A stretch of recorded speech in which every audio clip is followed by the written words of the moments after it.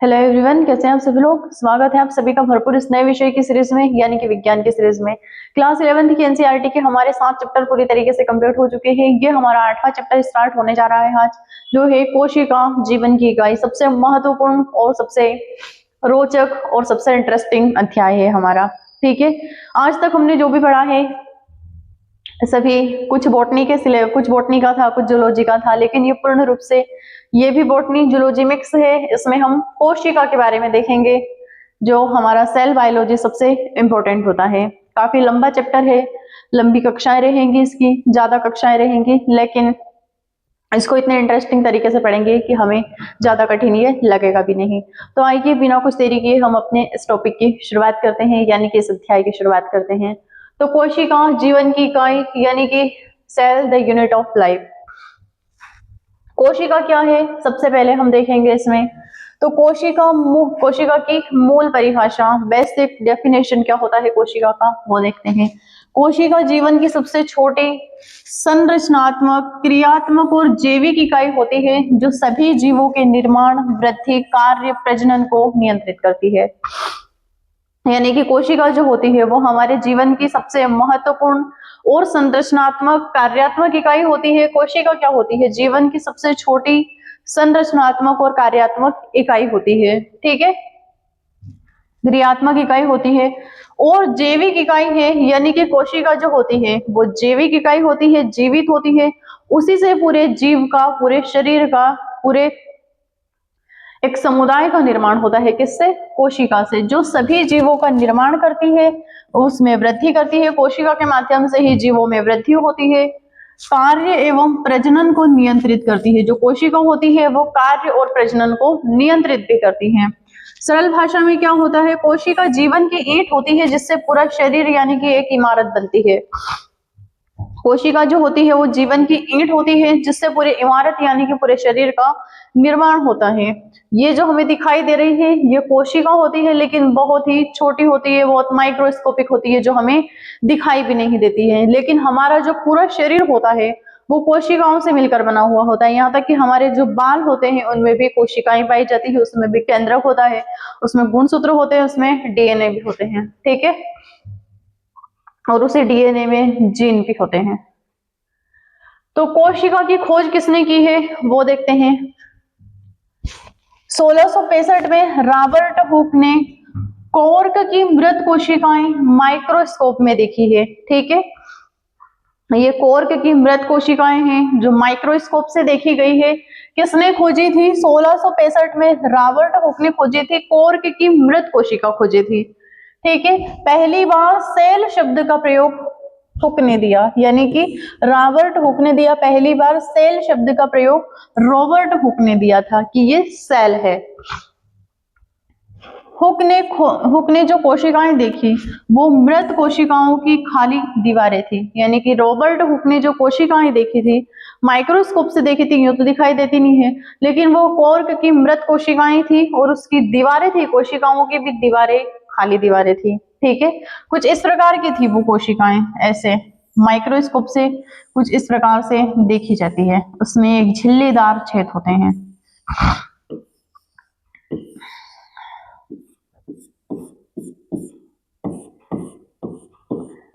कुछ इस प्रकार से हमारी कोशिकाएं होती हैं। कॉर्क की लिविंग मृत सेल थी वो, मृत सेल, यानी कि कुछ इस प्रकार से ये सारी कोशिकाएं दिखती थी हमारी।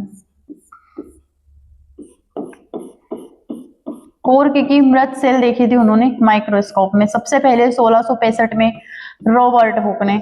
ये कुछ इस प्रकार से दिखाई देती थी। इसके बाद वैज्ञानिकों ने कोशिका जीव विज्ञान को विकसित किया, यानी कि यहीं से सेल बायोलॉजी का विकास हुआ। इसके बाद ल्यूवेनहोक आए। ल्यूवेनहोक ने क्या किया?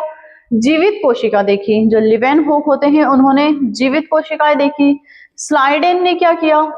पौधे की कोशिकाओं में बने, जो स्लाइडेन होते हैं वो पौधे की कोशिकाओं से बने, पौधे जो होते हैं वो कोशिकाओं से बने। उन्होंने पादप कोशिकाओं की खोज की, यानी कि पौधे की कोशिकाएं निकाली, उनको देखा, उनका अध्ययन किया। श्वान ने क्या किया? प्राणी कोशिकाओं से बने हैं। श्लाइडेन का कहना है कि जो पौधे होते हैं वो भी कोशिकाओं से बने हैं। श्वान महोदय आए, उन्होंने देखा कि जो पौधे, जो जीव होते हैं, जितने भी प्राणी होते हैं, जितने एनिमल होते हैं, वो क्या है, वो भी किससे बने हुए हैं, हमारी कोशिका से बने हुए होते हैं। विरचो आए थे, उन्होंने क्या कहा कि नई कोशिका पुरानी कोशिका से ही बनती है, यानी कि जो एक कोशिका होती है, हमारी जो नई कोशिकाएं बनती है वो पुरानी कोशिका से ही बनती है, उनका कहना है, उन्होंने अध्ययन किया। तो कोशिका की खोज इतने जनों ने की है, इन महोदय, सभी महोदय ने किया है अलग अलग अध्ययन। सबसे पहले रॉबर्ट हुक आए हैं, उन्होंने मृत कोशिका को खोजा था 1665 में। उसके बाद ल्यूवेन हुक आए, उन्होंने जीवित कोशिका देखी। फिर आए हैं हमारे श्लाइडेन, उनका कहना है कि जितने भी जो पौधे होते हैं वो कोशिका से बने हैं। फिर श्वान महोदय आए, उन्होंने कहा कि जितने भी प्राणी हैं वो भी कोशिका से बने हैं। फिर विरचो महोदय आए, उन्होंने कहा कि नई कोशिका पुरानी कोशिका से ही बनती है। अब आगे क्या है देखते हैं। क्यों कहा जाता है कोशिका को जीवन की इकाई, यानी कि कोशिका को जीवन की इकाई क्यों कहा जाता है? तो संरचनात्मक इकाई देखते हैं, ये हमारी स्ट्रक्चरल यूनिट होती है कोशिका। हर जीव यानी कि बैक्टीरिया से लेकर इंसान तक कोशिकाओं से बना हुआ होता है, यानी कि बैक्टीरिया से लेकर इंसान तक बैक्टीरिया भी कोशिकाओं से मिलकर बने हैं। हमारी त्वचा, हमारी मसल्स, हमारी नसें, हमारे रक्त वाहिनी यानी कि ब्लड भी, यहाँ तक जो ब्लड है वो भी कोशिकाओं से मिलकर बना हुआ होता है।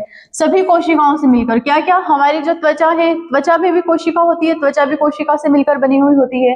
हमारा ब्लड है वो भी कोशिका से मिलकर बना हुआ होता है। हमारी आर्टरी होती है, हमारी वेन होती है, हमारी न्यूरॉन होती है, वो कोशिका से मिलकर बनी हुई होती है। हमारी जो मसल्स होती है वो भी कोशिका से मिलकर बनी है। यानी कि हमारा जो पूरा शरीर है वो पूरा शरीर कोशिकाओं से मिलकर बना हुआ होता है। पौधों में जड़, तना, पत्ती सब कोशिकाओं का समूह है। पौधे में जो जड़ होती है, तना होते हैं, पत्तियां होती है, फूल, फल, ये जितने भी अंग होते हैं पौधे के, वो क्या होते हैं, सभी कोशिकाओं का समूह होता है। क्रियात्मक इकाई क्या होती है? Functional unit. स्ट्रक्चरल यूनिट हमने देख ली है। संरचनात्मक इकाई की हर जीव, बैक्टीरिया से लेकर इंसान तक कोशिकाओं से मिलकर बने हुए होते हैं। हमारी जो त्वचा होती है वो भी कोशिका से मिलकर बनी है। त्वचा, हमारी मसल्स, हमारी वेन, हमारे न्यूरॉन, हमारा ब्लड सब किससे बना है? सेल से बना है। उसके बाद पौधे में जड़, तना, पत्ती सब कोशिकाओं का समूह है। अब देखते हैं फंक्शनल यूनिट, क्रियात्मक इकाई, वो क्या है? जीवन की हर क्रिया कोशिका के अंदर होती है। जीवन की जो हर क्रियाएं होती है वो कोशिका के अंदर होती है। कौन कौन सी? श्वसन होता है, वो भी कोशिका के अंदर होता है। प्रोटीन का निर्माण कोशिका के अंदर होता है। ऊर्जा का उत्पादन कोशिका के अंदर होता है। अवशिष्ट निष्कासन, वो यानी कि वेस्ट मटेरियल होता है, वो भी कोशिका के अंदर से ही होता है। वृद्धि और विभाजन, कोशिकाओं में यदि ये जीव में वृद्धि हो रही तो कोशिका के माध्यम से, जीवों में विभाजन हो रहा तो कोशिका में विभाजन होता, तो जीव में विभाजन होगा। सेल छोटा फैक्ट्री है जहां जीवन की सभी क्रियाएं चलती रहती है, यानी कि जो कोशिकाएं होती है वो अत्यंत छोटी सी यूनिट होती है लेकिन उसमें जीवन की सारी क्रियाएं चलती रहती है। अनुवांशिक इकाई होती है। पहली तो हो गई इसमें कि जीवन की इकाई क्यों कहा जाता है, तो पहली है इसकी संरचनात्मक इकाई, यानी कि हर जीव बैक्टीरिया से लेकर बड़े से बड़े जीव तक कोशिका से मिलकर बने हैं। दूसरी हो गई क्रियात्मक इकाई, सारी क्रियाएं, मेटाबॉलिज्म, रिएक्शन, यानी कि ऊर्जा का उत्पादन होता है, प्रोटीन का निर्माण होता है और वेस्ट मटेरियल बाहर निकलता है, तो सभी कोशिका के माध्यम से होता है। श्वसन भी कोशिका के माध्यम से होता है। सेल छोटा फैक्ट्री जहां पर जीवन की सारी क्रियाएं चलती है। कोशिका में जीवन की जितनी भी क्रियाएं चलती है वो कोशिका के माध्यम से ही चलती है। अनुवांशिक इकाई क्या होती है इसमें? कोशिका में डीएनए होता है जो हमारे गुणसूत्र यानी कि ट्रेड्स निर्धारित करता है, यानी कि पूरा जीनोम हर कोशिका के नाभिक में सुरक्षित रहता है। जैसे कि ये तो इसका एनिमेशन चल रहा है कोशिका का, हम यहाँ पर एक कोई छोटी सी सेल बना लेते हैं, ये है हमारी कोशिका और कोशिका के अंदर ये है हमारा केंद्रक। केंद्रक के अंदर क्या होते हैं? गुणसूत्र होते हैं। जीन क्या होता है? केंद्रक के अंदर ये गुणसूत्र हो गए। इन गुणसूत्रों को यदि खोलेंगे तो वो कुछ इस प्रकार से दिखाई देते हैं हमारे गुणसूत्र, धागे नुमा। ठीक है, ये गुणसूत्र हो गए। अब जब इन गुणसूत्रों को खींचा जाएगा तो एक स्ट्रक्चर दिखेगा द्विकुंडलित, ऐसा ऐसा इसमें स्ट्रक्चर दिखेगा। यही स्ट्रक्चर क्या कहलाता है? डीएनए कहलाता है। और इसी डीएनए का एक छोटा सा टुकड़ा यहां से ले लो, ये वाला पोर्शन ले लिया हमने, ये वाला ले लिया, ये वाला ले लिया। इसी डीएनए को जब खींचा जाएगा तो ये एक छोटा सा हिस्सा हमने काट दिया और ये हो गया हमारा जीन। ठीक है, ये क्या हो गया? हमारा जीन। इसी जीन के माध्यम से हमारा पूरा शरीर का आकार बनता है, पूरा डीएनए मिट गया। कोई पूछे आपसे कि मैं ऐसा क्यों हूं या फिर आप ऐसे क्यों हो, तो आपके पास जवाब होना चाहिए कि मैं मेरे डीएनए के जीन की वजह से ऐसा हूं, मेरे जीन के कारण, क्योंकि मेरे अंदर वैसे जीन है जिस प्रकार का मैं दिखता हूं। हमारे बालों का शेप कैसा होगा, हमारी त्वचा का रंग कैसा होगा, हमारी आंखों का शेप कैसा होगा, हमारी आंखों का रंग कैसा होगा, ये सब किसके ऊपर निर्भर करता है? हमारे जीन के ऊपर निर्भर करता है। ठीक है, तो यही डीएनए का छोटा सा जो टुकड़ा होता है वो लक्षणों के लिए जिम्मेदार होता है, क्या कहलाता है?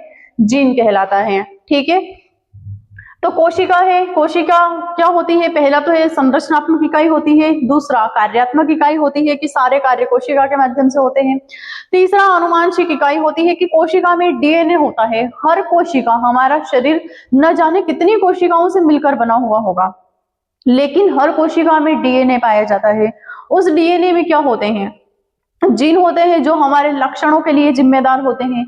यदि मदर को कोई बीमारी होती है तो उसकी बेटी को या फिर उसके बेटे को भी होगी।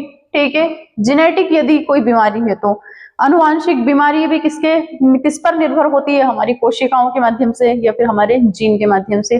डीएनए में होता क्या है? जीन होता है, जेनेटिक मटेरियल होता है कोशिका के केंद्रक में। वो जीन क्या करता है? वो लक्षणों के लिए जिम्मेदार होता है। हमारा स्वभाव कैसा होगा वो भी हमारे जीन पर निर्भर करेगा। कोई यदि आपसे पूछे कि आप ऐसे क्यों हैं या फिर मैं ऐसा क्यों हूं, तो आपके पास जवाब होना चाहिए कि मैं मेरे जीन की वजह से ऐसा हूं, मेरे डीएनए में ऐसे जीन है जिसके कारण मैं वैसा दिखता हूं, वैसी ही दिखती हूं। ठीक है, तो ये हो गई कोशिका जीवन की इकाई। अब देखते हैं आगे कोशिका के प्रमुख गुण क्या होते हैं, मेजर कैरेक्टरिस्टिक क्या होते हैं कोशिका के। तो पहला है, किसी भी संरचना को जीवित कहने के लिए ये गुण होने जरूरी है। कौन से गुण होने जरूरी है? पहले तो उसमें मेटाबॉलिज्म होना जरूरी है।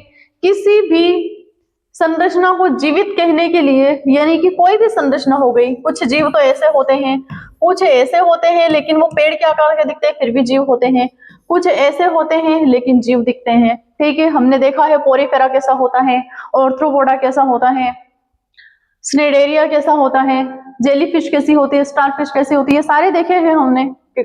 तो कुछ जीव, यानी कि किसी भी संरचना को जीवित कहने के लिए कुछ गुण जरूरी होने चाहिए। कौन सा? पहला तो उसमें मेटाबॉलिज्म होना चाहिए, यानी कि चयापचय, मेटाबॉलिज्म क्रियाएं होनी चाहिए, केमिकल रिएक्शन होने चाहिए, उत्तेजना के प्रति प्रतिक्रिया देना चाहिए, यानी कि रिस्पॉन्स, स्टिम्यूल होना चाहिए किसी कार्य के प्रति या फिर किसी क्रिया के प्रति उसे कोई संवेदना महसूस हुई होगी तो वो क्या प्रतिक्रिया देता है। जैसे कि हमें कुछ पिन चुभती है तो हमारा ब्रेन डायरेक्ट प्रतिक्रिया देता है, डायरेक्ट रिएक्शन देता है कि हटाओ यहाँ से, हमें पिन चुभ रही है। ठीक है, ऊर्जा का उत्पादन करता है, एटीपी फॉर्मेशन होता होगा तो वो जीवित जीव होगा। वृद्धि और आकार में वृद्धि होगी, यानी कि उसमें उसकी आकृति और आकार में वृद्धि होगी, हमेशा वो एक जैसा नहीं रहेगा, तो ग्रोथ होनी चाहिए। दूसरा, विभाजन द्वारा प्रजनन होना चाहिए, उसमें रिप्रोडक्शन होना चाहिए विभाजन के द्वारा। हमारा भी रिप्रोडक्शन होता है तो हमारी कोशिकाओं में भी विभाजन होता है। जब गैमेट सेल मिलते हैं और जाइगोट बनता है, उसी जाइगोट में विभाजन होते होते होते होते एक जीव का निर्माण हो जाता है, यानी कि एक शरीर बन जाता है। सूचनात्मक अणु, डीएनए की उपस्थिति होनी चाहिए। यदि कोई जीव, किसी भी संरचना को जीवित कहने के लिए ये गुण इंपॉर्टेंट होते हैं। ये सभी कार्य एकल कोशिका में होते हैं, सिर्फ एक कोशिकाओं से ये कार्य होते हैं। क्या क्या? एक कोशिकाओं में मेटाबॉलिज्म भी होता है, उसमें किसी क्रिया के प्रति वो प्रतिक्रिया भी देते हैं, रिस्पॉन्स भी देते हैं। ठीक है, रिस्पॉन्स देने के बाद वो ऊर्जा का उत्पादन करते हैं, वृद्धि और उनके आकार में वृद्धि होती है, विभाजन के द्वारा उनमें प्रजनन होता है, और सूचनात्मक अणु यानी कि डीएनए की उसमें उपस्थिति होती है। ठीक है, तो ये कार्य किसके होते हैं? कोशिका के होते हैं। ये कोशिका का एक प्रमुख गुण होता है। अब देखते हैं कोशिका की आंतरिक संरचना कैसी होती है। ठीक है, तो ये रही हमारी कोशिका की आंतरिक संरचना। हर कोशिका 3 मुख्य भागों से मिलकर बनी हुई होती है, यानी कि प्रत्येक कोशिका जो होती है वो 3 मुख्य भागों से मिलकर बनी हुई होती है। पहली होती है कोशिका झिल्ली, यानी कि प्लाज्मा मेम्ब्रेन। कोशिका झिल्ली होती है, प्लाज्मा मेम्ब्रेन होती है। चुनिंदा पदार्थों को ही अंदर बाहर आने देती है। जो कोशिका होती है, कोशिका झिल्ली जो होती है, कोशिका मेम्ब्रेन जो होती है, ये जितने भी हमें मटेरियल दिखाई दे रहे हैं ये कोशिका झिल्ली के अंदर है।